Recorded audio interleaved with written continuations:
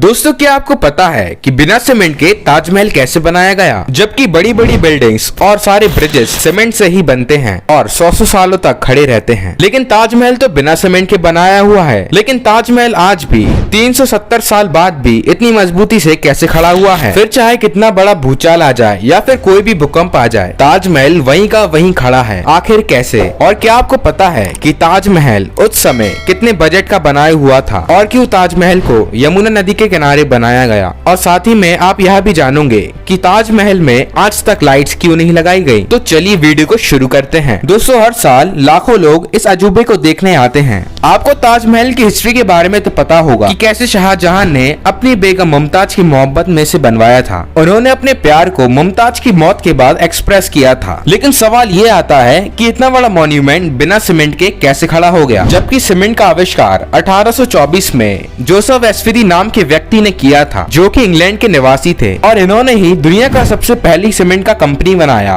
और उसका नाम था पोर्टलैंड सीमेंट। और ताजमहल का कंस्ट्रक्शन 1631 से शुरू हुआ और 1648 में जाकर खत्म हुआ। लेकिन बिना सीमेंट के ये खड़ा हो चुका था, जिसे इतने सालों बाद आज तक एक खरोच भी नहीं आई। दरअसल सीमेंट के आविष्कार से पहले आर्किटेक्ट एक खास तरह के पेस्ट का इस्तेमाल करते थे, जिसमें बहुत अजीब अजीब तरह की चीजें होती थी। और अगर हम ताजमहल की कंस्ट्रक्शन की बात करें तो इसमें बहुत सारे सेमी प्रीशियस स्टोन्स जैसे कि अकीक, येमेनाइट, फिरोजा, लजवार्ड, मूंगा, सुलेमानी, लहसानिया, अमरा, ये सारे पत्थर यूज होते थे, जो कि बहुत ही रेयर स्टोन्स थे। और ये सारे stones Russia, Rajasthan, Uzbekistan, Iran, Israel, इन सब अलग अलग तरह के देशों से मंगवाए गए थे। और इसमें बहुत ही अल्ट्रा रेयर स्टोन्स भी यूज हुए, जो कि ये सारे पत्थर इतने रेयर हैं कि पता नहीं शाहजहां ने इन्हें कैसे मंगवाया होगा, क्योंकि ये पत्थर दुनिया के बहुत कम जगहों पर मिलते हैं। लेकिन जो भी उन्होंने किया वो तो एक काबिलियत तारीफ है।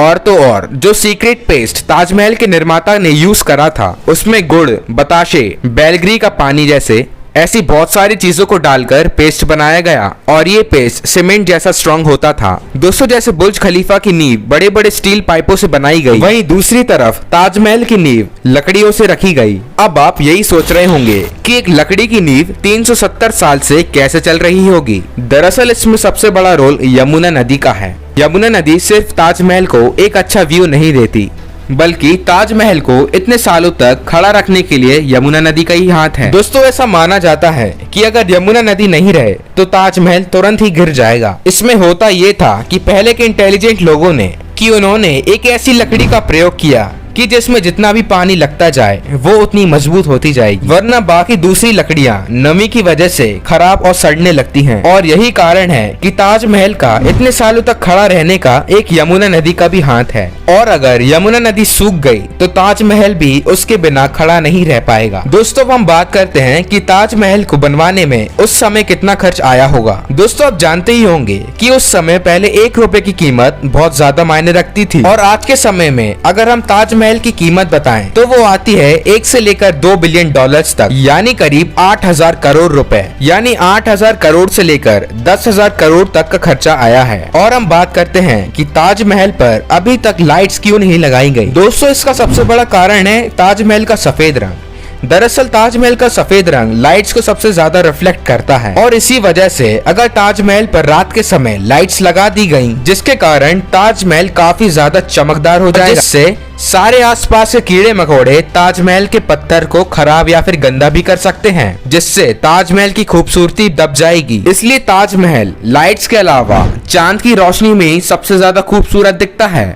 तो दोस्तों, वीडियो पसंद आई तो वीडियो को लाइक, और चैनल पर नए हैं तो चैनल को सब्सक्राइब कर लीजिए। तो मिलते हैं किसी और वीडियो में। Thanks for watching. और हाँ, आप इन वीडियोस को भी चेकआउट कर सकते हैं, ये भी काफी इंटरेस्टिंग वीडियोस हैं।